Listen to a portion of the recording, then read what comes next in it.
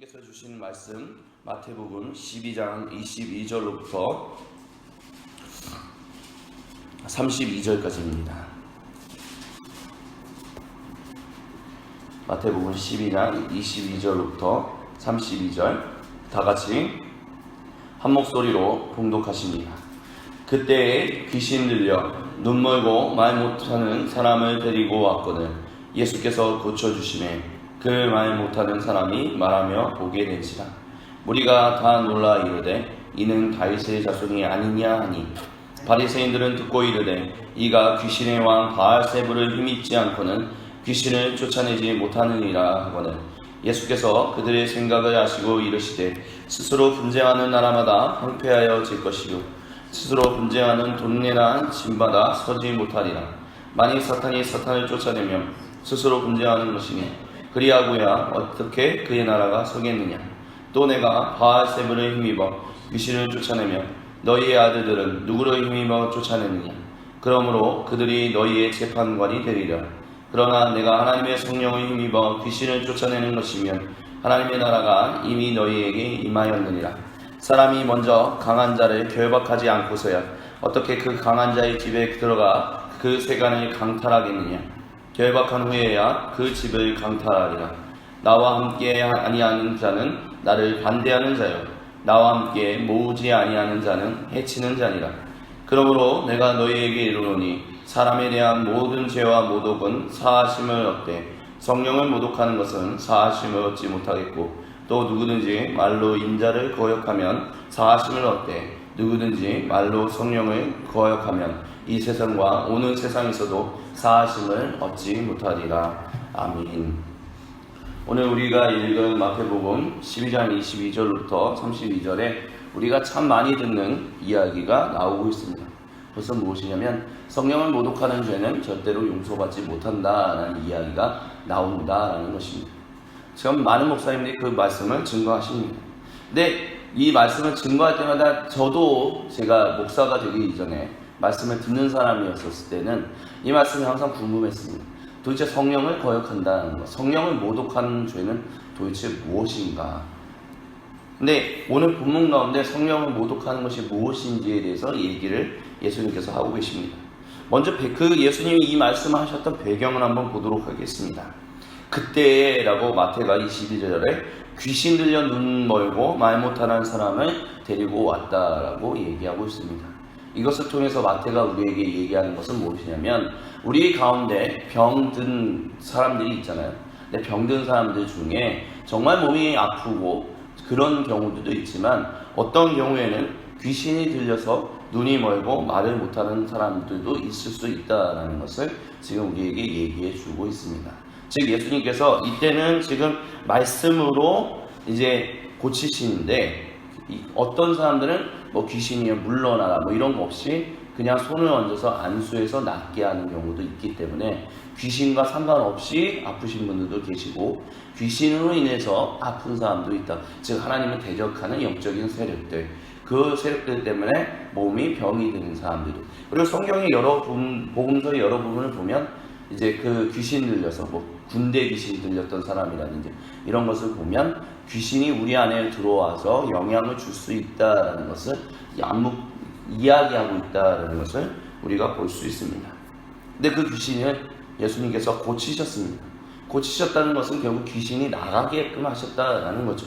그만큼 그분에게는 말씀에 그리고 그분 자체의 권능, 그분 존재에 대한 권능이 하나님으로부터 주어져 있었다라고 이야기할 수 있습니다.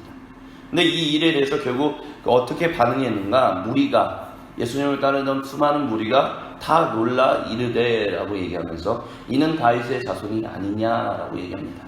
그리고 마태복음은 1장 1절에 아브라함과 이삭의 아들 다윗의 자손 예수 그리스도의 세계라고 얘기를 하면서 그 복음서를 시작하고 있는 걸 우리는 잘 알고 있습니다. 결국 다윗의 자손이 아니냐라는 얘기는 뭐냐면 이분이 우리가 그렇게 기다리고 있는 메시아, 즉 구세주 그리스도 아니냐라는 얘기를 하고 있다는 것입니다. 근데 이 일에 대해서 바리새인들이 그 자리에 있지는 않았나 봐요. 근데 듣고 이르되, 즉 무리가 다 놀라서 말하는 것을 이후에 들었겠죠.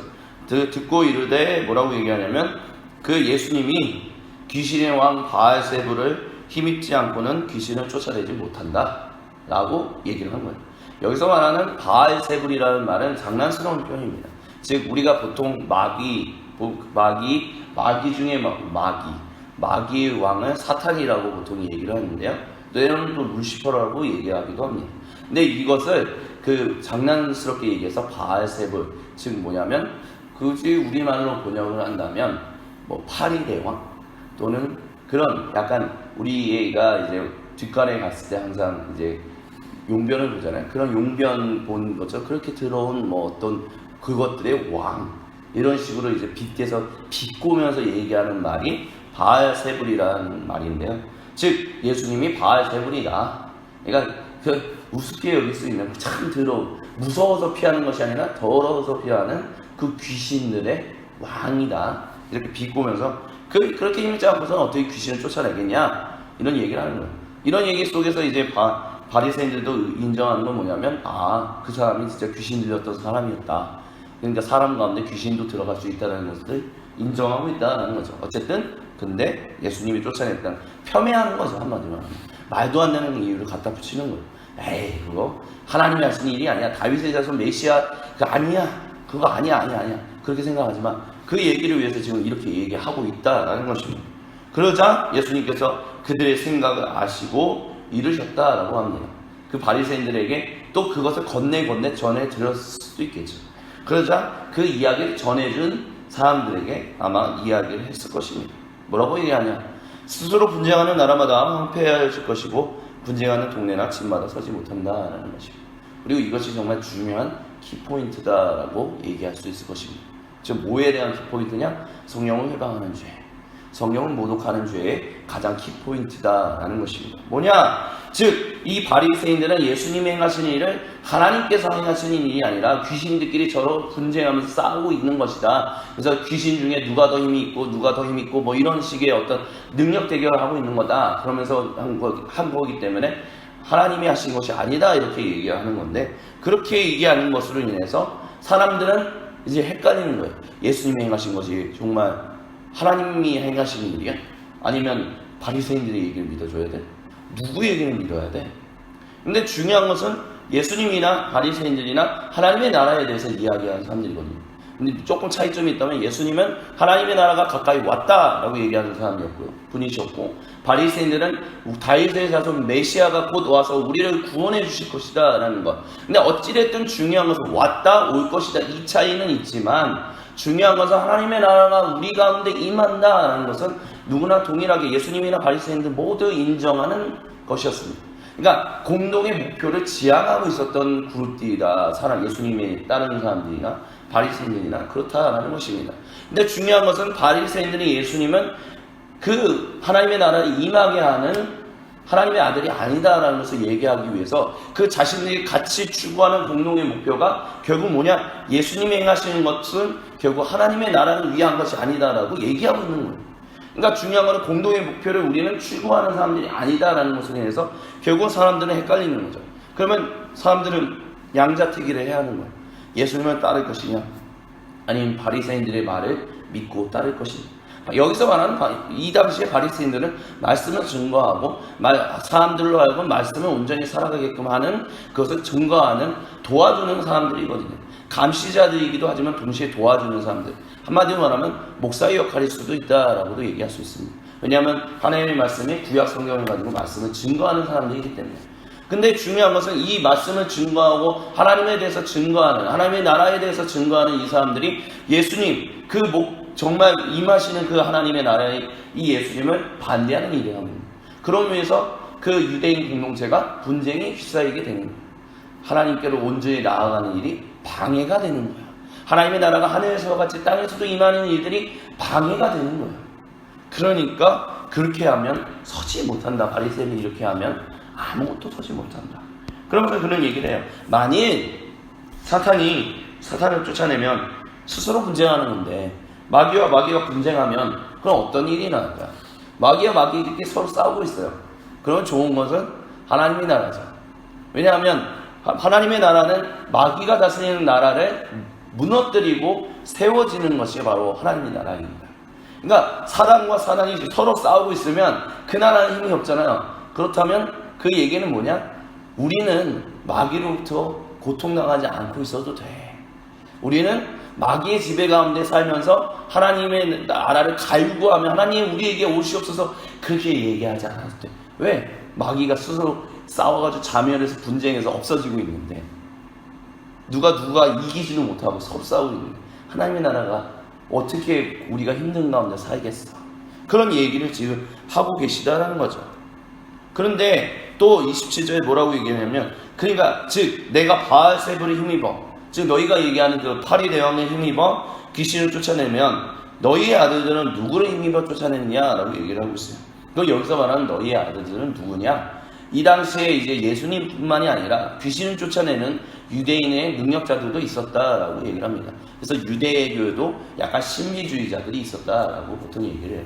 귀신을 쫓아내고, 그러니까 바리새인들은 말씀을 증거하지만 귀신을 쫓아내지는 못하는데, 그런 말씀을 증거하지는 않는데 귀신을 쫓아내는, 예수님처럼 말씀으로 능력으로 귀신을 쫓아내는 그런 능력가들이 있었는데, 만약에 내가 바알세불 힘입어 쫓아내는 거면, 야 여기 있는 유대인 그 신비가들은 그 귀신을 쫓아내는 거는 그들도 그렇게 하는 거냐?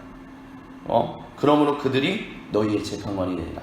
즉 바리새인들은 이 유대인 신비가들이 귀신을 쫓아내는 것을 귀신이 귀신을 쫓아낸다라고 얘기하지 않고 하나님이 그들에게 능력을 주셔서 귀신을 쫓아낸다라고 얘기하고 있었거든요. 근데 예수님도 그런다면 내가 증거하는 여기 가운데 이야기에 또 예수님이 하시는 내포하고 계신 의미는 뭐냐면, 야 내가 전하는 이 말씀, 하나님의 말씀이 정말 잘못된 거냐? 정말 너희가 봤을 때 하나님의 나라를 대적하는 것이냐? 아니면 하나님의 나라를 살리는 것이냐? 근데 너희 잘 생각해 봐야 한다.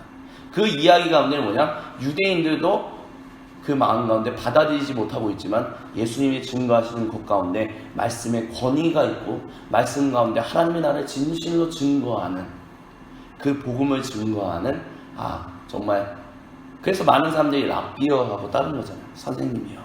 그런 것처럼 이에게도 분명히 하나님을 증거하는 하나님을 사랑하는 것이 있다는 것을 바리새인들이 알고 있었다는 거죠.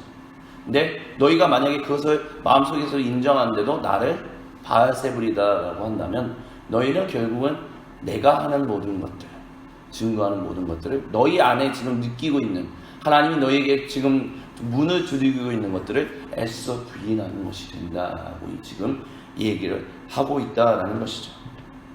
그러면서 28절에 내가 하나님의 성령에 힘입어 귀신을 쫓아내는 것이면 하나님의 나라가 이미 너희에게 임한 것이다 라고 얘기를 해요. 즉 뭐냐? 내가 성령을 받아서 하는 거라면 이미 하나님의 나라가 임한 거예요. 근데 여기에 중요한 핵심은 뭐냐? 바리새인들은 하나님의 나라가 임하지 않았다라고 얘기하는 사람들이에요. 예수님을 통해서 하나님의 나라가 임하지 않았다라고 얘기하는 사람들이에요. 하지만 내가 성령을 힘입어서 귀신을 쫓아낸다면 너희는 이걸 받아들여야 돼. 하나님의 나라가 이미 하늘에서와 같이 땅에서도 이루어지고 있다는 것을 받아들여야 돼. 그러면서 바리새인들에게 오히려 복음을 받아들여라 라고 지금 얘기를 하고 있음을 우리는 볼 수 있습니다. 그래서 29절에 계속해서 말씀하시는 게 사람이 먼저 강한 자를 결박하지 않고서야 어떻게 그 강한 자의 집에 들어가 그 세간을 강탈하겠느냐? 결박한 후에야 그 집을 강탈하리라. 이 말씀을 통해서 우리가 기억할 수 있는 것은 예수님이 40일에 금식을 하시고 마귀와 이렇게 마주하셔서 유혹당하셨던 세 가지 시험을 우리는 기억하게 됩니다. 예수님이 공생의 사역을 시작하시기 전에 마태는 예수님께서 성령의 이끌심을 받아 광야에서 사단의 시험을 받았다라고 얘기를 해요. 그리고 사단이 유혹하는 그 세 가지 유혹을 이겼다라고 얘기를 합니다. 그리고 그 뒤로부터 예수님은 공생의 사역을 시작하시며 말씀을 증거하시고 기적을 행하시며 하나님의 나라가 임했다라고 얘기를 하셨어요. 즉 뭐냐? 사단은 이미 묶였다라는 거예요. 사단은 이미 패배했다라는 거예요. 물론 십자가에서 완전히 그것을 행하셔야지만 일단은 1차적인 것에서 강한 자를 결박하는 일을 그 세 가지 시험을 통해서 이겼다, 묶었다라고 지금 얘기를 하고 계신 거예요. 그러면서 내가 지금 그 바알세불이 다스리고 있는 이 나라, 마귀가 다스리고 있는 이 나라를 강탈하여 그 사람들을 하나님께로 데려오고 있다, 구원하고 있다라는 지금 자신의 사역에 대한 그 어떤 면에서는 변호, 어떤 면에서는 변증, 이런 모든 것들을 하고 계시다라고 이야기할 수 있습니다. 그러면서 예수님이 이렇게 얘기하세요. 30절에 나와 함께 아니하는 자는 나를 반대하는 사람이다. 나와 함께 모으지 아니하는 자는 해치는 자다. 그러면서 나오는 얘기가 바로 성령을 모독하는 죄가 뭐냐라는 것을 지금 얘기하고 있는 거예요. 그러면 내가 너희에게 이르노니 사람에 대한 모든 죄와 모독은 사하심을 얻되 성령을 모독하는 것은 사하심을 얻지 못하고 누구든지 말로 인자를 거역하면 용서함을 받되 누구든지 말로 성령을 거역하면 이 세상과 오는 세상에서도 사하심을 얻지 못한다라고 얘기하고 있습니다. 자, 그러면 이 모든 이야기를 통해서 도대체 성령을 회방하는 죄는 무엇이냐라고 얘기한다면 바로 그것입니다. 예수님을 통하여 그 하나님의 나라가 증거되고 있는 것, 퍼져나가고 있는 것, 근데 그것을 아니다라고 얘기하는 것. 근데 그것은 예를 들어서 어떤 사역자가 있어요. 어떤 사역자가 예를 들어서 말로 정말 말씀을 기가 막히게 증거하는 사람이 있어요.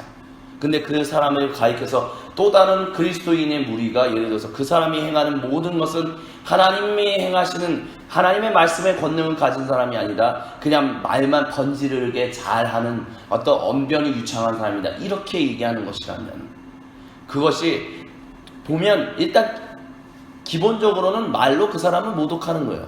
근데 그런 것에 대한 죄는 용서함을 받을 수 있다라고 얘기해요. 근데 중요한 건 뭐냐면 그렇게 모독하는 것이 단순히 그 사람에 대한 모독뿐만이 아니라 그 사람을 통해서 행하시는 하나님의 말씀의 권능에 대한 것들도 모독하는 것이 돼요.